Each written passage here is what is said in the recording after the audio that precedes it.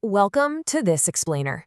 Okay, today we're going to decode something that, on paper, is just wildly statistically improbable. How did a small, frankly pretty rainy island, tucked way up on the edge of Europe, transform into a global superpower? I mean, imagine the world as a massive chessboard. How does one tiny piece manage to literally corner the entire board? Well, that's exactly what we're unpacking today. We're looking at the architecture of British global hegemony. It's this absolutely fascinating story of geography colliding with technology and economics to, well, quite literally build the modern world. So let's start with a number that is just staggering, 25%. At its absolute peak, the United Kingdom actually managed to control a quarter of the Earth's entire landmass. Just wrap your head around the sheer logistics of that for a second. We're talking about a relatively small collection of islands practically owning the world's oceans for centuries. This wasn't just, a political empire on paper. It was a total, overwhelming mastery of global space. It's a statistic that completely defies what you'd expect from a nation of that physical size. No way, right? Which naturally leads us to the big million-dollar question. Why? Why is the United Kingdom so powerful? How on earth did they pull this off? We really have to ask how being physically separated by the sea allowed them to colonize the farthest reaches of the globe. Because think about it, while the British were out building this massive worldwide network, their neighbors over in mainland Europe were constantly busy blowing each other up in endless territorial wars. That physical separation by water, yeah, that's going to be the absolute key to everything we talk about today. To get to the bottom of this, we're going to unpack the blueprint of this empire in 4 steps. First, we'll look at the island advantage, then the engine of empire. Third, the idea of the global refueling station. And finally, we'll wrap up with the price of stagnation. Let's get into it. All right, part 1, the island advantage. Because, hey, before you can even think about building an empire halfway across the world, you kind of have to make sure you can survive right at home, right? Let's look at the contrast here. Take a country like Poland. It's located right on the flat, wide-open European plain. Geographically, that means immense vulnerability. It's literally easy for foreign armies to just march right across your borders. So, to survive, you're forced to spend massive amounts of money building, feeding, and maintaining huge land armies, and constructing heavily fortified structures everywhere. Now, flip that and look at the UK. It is a literal island fortress. Because it's completely surrounded by the sea, it is significantly harder to invade. Thanks to that massive natural water barrier, the UK simply didn't have to bankrupt itself funding a giant land army just to stay alive. And that exact geographic advantage gave birth to this amazing concept known as splendid isolation. Basically, because they were insulated from the endless, grinding land wars of mainland Europe, the British experienced a level of security that other nations could only dream of. And here is where it gets absolutely critical for their future. Splendid isolation fundamentally freed up their national wealth. Actually, think of it this way. Instead of pouring all their tax dollars into a defensive land army, they took all that capital and focused it entirely on building out naval power. They turned themselves into the undisputed masters of the sea. Which brings us to part 2, the engine of empire. So, with their borders physically secure and this incredibly powerful navy taking shape, the British started looking outward. During the 17th and 18th centuries, they're watching empires like Spain and Portugal getting insanely rich off the sugar and spice trades. And, well, the UK decided they wanted in on the action.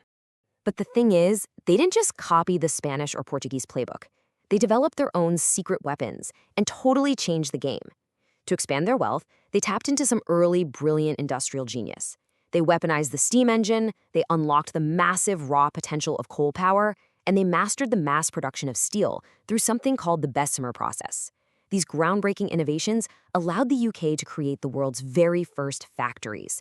They ditched the slow, traditional workshops and completely, radically revolutionized how human beings actually made things. It was a real game changer. It really all boiled down to a pretty simple formula. Step 1, innovate with steam and steel. That unlocking allowed for step 2, manufacturing goods, like textiles, dramatically faster and way cheaper than anyone else on the planet, which inevitably led to step 3, total global market domination. Because their manufactured goods were so cheap and so plentiful, they just used them to trade for resources across Asia, Africa, and the Americas. They effectively turned the entire world into their own captive marketplace. All right, part 3, global refueling station. So as this incredibly vast trade network is expanding across continents, the UK quickly realized a fundamental truth of geopolitics. Staying powerful required a lot more than just having fast factories back home. It required absolute, uninterrupted control of the oceans to actually move those goods around. Their logistics had to evolve. In the 18th century, they had firmly established themselves as the dominant island power. But moving into the 19th century, global trade shifted from wind-powered sails to steam-powered ships. Now, what's the catch? Steam requires a constant supply of coal to keep moving. You can't just sail forever. This sparked a massive strategic shift in the late 19th century toward what we can call the doctrine of the coaling station. The UK systematically built an interconnected network of ports and refueling stations that stretched across the entire globe. They essentially mapped out, built, and owned all of the world's gas stations. And this infrastructure effectively made them the original policeman of the world. Long before the United States ever took on that role, the UK was using its massive big stick of a navy to enforce global order. They kept the trade routes open, and they made sure the coal kept flowing. If you wanted to move goods across the ocean, you really had no choice. You played by British rules, you navigated British waters, and you bought British coal. It was just this brilliant, self-reinforcing loop of total logistical control. Moving to part 4, the price of stagnation. Because as history always teaches us, no empire stays at the absolute top forever, right? The systems that build that kind of dominance eventually face friction. And for the UK, by the late 20th century, that friction came from a new, highly complex internal challenge: deindustrialization. Let's look at the actual mechanics of this shift. In the 1980s, the UK heavily adopted trickle-down economics. Now, the intended goal of this policy was straightforward: reduce social spending, cut regulations, all with the hope that this would spur wealthy individuals to invest their extra capital into building new factories and stimulating the broader economy. However, we can see that the actual outcome played out a bit differently. Instead of funding a huge new industrial wave, much of that wealth was actually used to buy up existing property. This shift in how capital was allocated contributed to a period of stagnating wages and rising poverty for many folks, which fundamentally altered the economic engine that had driven their global empire for so long. So today, it serves as a fascinating cautionary tale of modern economic shifts. Now, to be perfectly clear here, the UK remains a major global hub for finance and high-tech services. It is absolutely still a very wealthy, highly influential nation.